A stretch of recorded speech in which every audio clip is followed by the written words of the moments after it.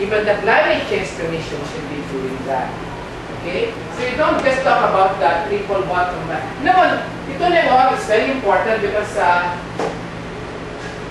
parang introductions in otherwise then we will become very technical, but don't worry about it. A grade 6, a 6-year-old can understand my lecture. Like how do you explain the previous should remember that before?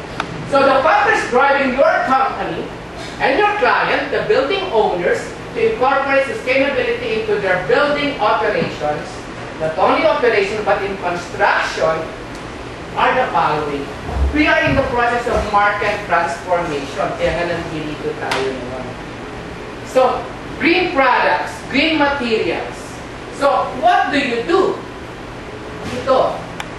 Nag-advertise kayo, yung supply, you're pushing your green products because it will give profit to your company and at the same time do something for the environment and your people. So, this is the supply push. We are green, lahat nakita mo we are green. Ang neighborhood namin, bakit kayo naging green? Kasi pinuturahan namin ng green. But North SM, kasi meron kami vegetated roof.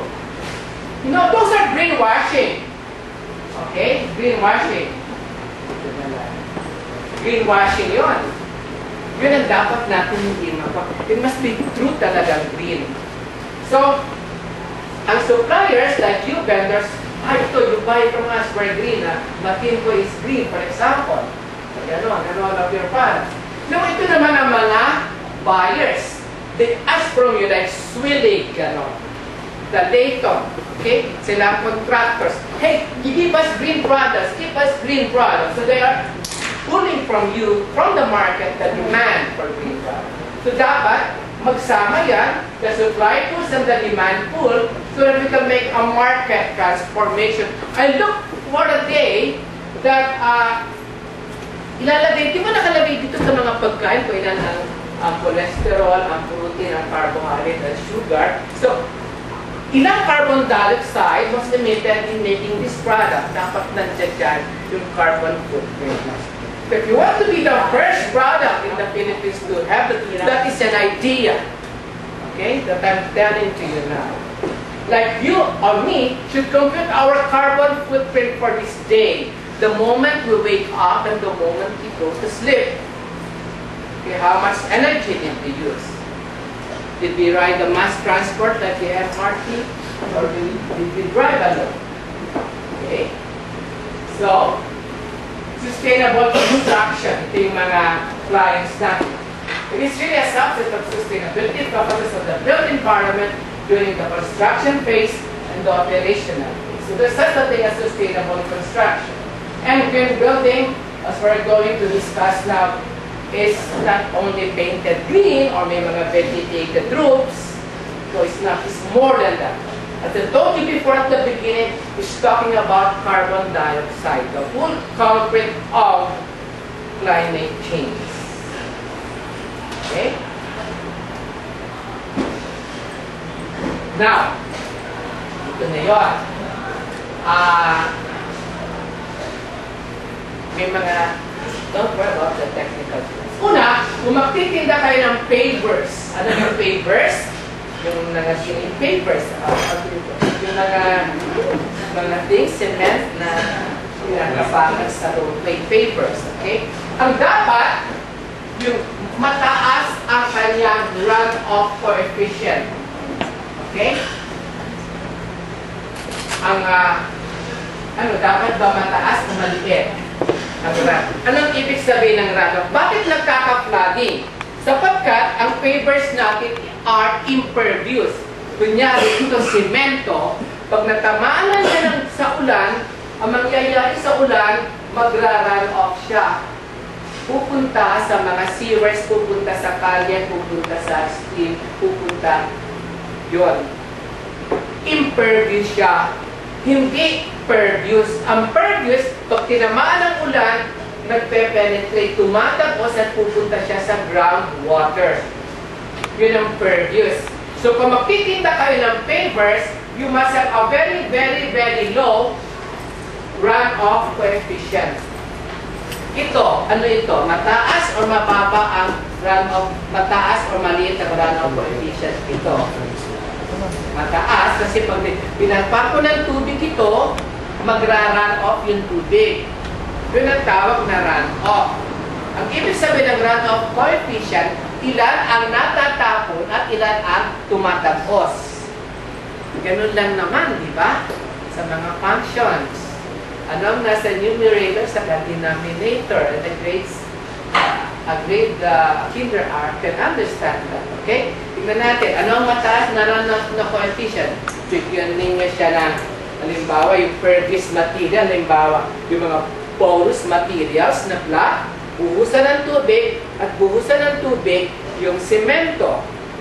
Okay? Doon sa pervious, tumatagos, hindi nagra-run off. So how do you measure your product? You measure them to, sabi niya, ang runoff coefficient ng papers namin ay maliit. So that's how you discuss with us, intelligently. Using, this is not rocket science, okay? Even though I came from the nuclear power industry. No, you don't have to become a nuclear physicist to understand this, okay? Yon. So this must be, if you're selling products in your company, in your store, then you must have this written down. Okay? That's one of them. Next, paving materials with a solar reflective index, so SRI, as we done before. Yan tinatawag na heat. Bakit masyadong mainit sa urban areas sa syudad? Because of the heat island effect. Because all of these materials are absorbing the heat. Yan ang taas-taas ng air conditioner natin naman. Bakit? If you go home tonight, in your room, and you touch yung inyong wall, if your wall is made of concrete, then it's very hot. Then you are going to turn on your air conditioner just to make it cold. Just to make the cement cold. But you have the air conditioner is working very, very hard because your wall is very, very hot because of the sun. Because walang coating yung wall mo. Ina-absorb niya lahat from 6 o'clock in the morning to 6 o'clock in the evening yung sa sun. But if you place a styrofoam on that, malamig ang iyong wall. And how much styrofoam will cost you? Talian mo. Ganon. Or you coat it with a material with a high solar reflective index. Okay. High albedo. Kaya nga, pag nag-melt ang glacier, the glacier very important, even though yung sa mga waves sa dagat, di ba, pag nakasakay kay Sir Erwin, nakikita niyo yung mga waves kulay white, they reflect the sun. So if all these glaciers, the glaciers are white, they reflect the rays of the sun, the heat. But if this glacier will melt, and the sea will be black or non-white, then they will all absorb the heat. Yun talaga. We have to, that's the real thing. That's the clock. Pag gano'n, wala na ang init na ng mundo. Mawawala na yung currents. Baka maka-islo na sa equator kasi hindi naman yung great ocean current of the world. Okay? So very important that you're going to coat your roofs and your landscape or your anything under the sun with a coating with a high reflectance index. How this for this is a function of emissivity and reflectance. Okay? I still remember your high school physics. You still remember your teacher in high school? Yung matanda na puro formulas. Okay, na puro problem. That's why our culture is so low in scientific math culture, because we were taught the mga sciences in a very weird way. Parang rote memory, mga problems, mga formulas. I did not learn my physics that way, even though my teachers are like that. Okay?